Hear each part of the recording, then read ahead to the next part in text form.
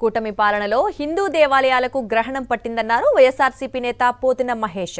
చంద్రబాబు 2 ఏళ్ల పాలనలో దేవాలయాల్లో ఎన్నో అపచారాలు జరిగాయన్నారు. దేవాదాయ శాఖ పరిధిలోని భూములను కొట్టేసేందుకు కూటమి నేతలు ప్రయత్నిస్తున్నారని ఆరోపించారు.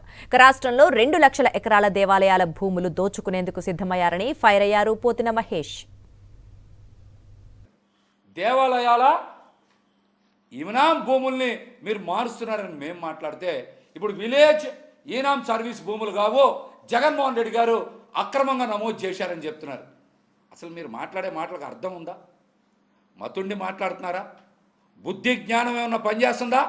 మంత్రి రామనారాయణ రెడ్డి గారికి బుద్ధి జ్ఞానం ఏమైనా పనిచేస్తుందా?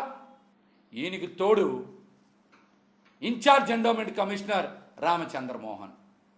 అసలు అతనికి దేవుడు భూములంటే చాలు, ఉత్తిదే దేవాదాయ శాఖ నుంచి తొలగించేస్తాడు. అతను వేల ఎకరాల భూముల్ని సింహాచలంలో చూసాం, మాన్సాస్ ట్రస్ట్లో చూసాం, అలాగనే తిరువూరులో జగన్మోహన వేణుగోపాల స్వామి ఆలయంలో చూసాం.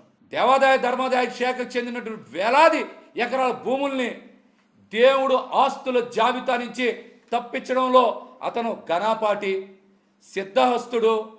దేవాదాయ ధర్మాదాయ శాఖలో అతను ఒక చీడ పురుగు, చెద పురుగు అని అనేక సందర్భాల్లో చెప్పాం కదా. రెడ్ బుక్ అండ చూసుకునే కదా మీరు అందరు రెచ్చిపోతా ఉన్నారు ఇలాగా.